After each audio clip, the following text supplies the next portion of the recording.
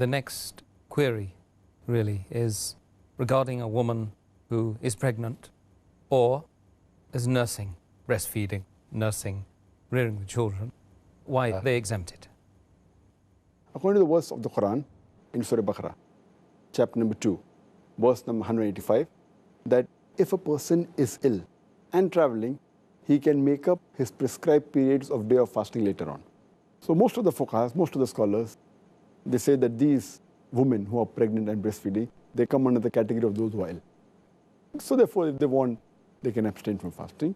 But there are clear-cut Sahih hadith in which the Prophet has exempted these women from fasting.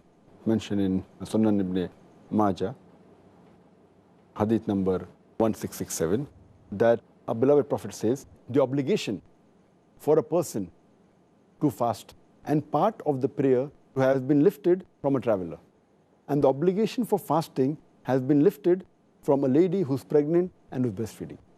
Our beloved Prophet ﷺ also said, it's mentioned in Sunan Nisa'i, in the book of fasting, hadith number 2274, that Allah subhanahu wa ta'ala has relieved the traveler from fasting and half his prayer, and Allah subhanahu wa ta'ala has relieved the pregnant woman and the woman who's breastfeeding from fasting. So based on these two hadith also, it's clear-cut that the pregnant woman and the women who are breastfeeding, they have been exempted. And the logical reason that one can think is because when a lady, she's pregnant or she's breastfeeding, the food she eats is not only for herself, it's for herself as well as the baby she's carrying or the baby she's feeding. So but natural, if her fasting makes it difficult for her or becomes difficult for a baby, then she's exempted from fasting. But if she's in the early stage of pregnancy, and if she feels, or she's breastfeeding, and if she feels that fasting will not cause any damage to her health and will not cause a damage to the baby, then she should fast.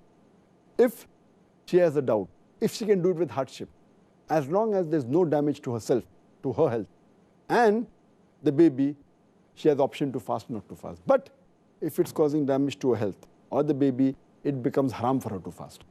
Because Allah subhanahu wa ta'ala does not want to lay a burden more than what a person can bear. And in this regard, that is the reason Allah has exempted them. Later on, when they are healthy, when they stop breastfeeding, or when the pregnancy ends, after postnatal bleeding, then they have to make up for the fast they have missed before the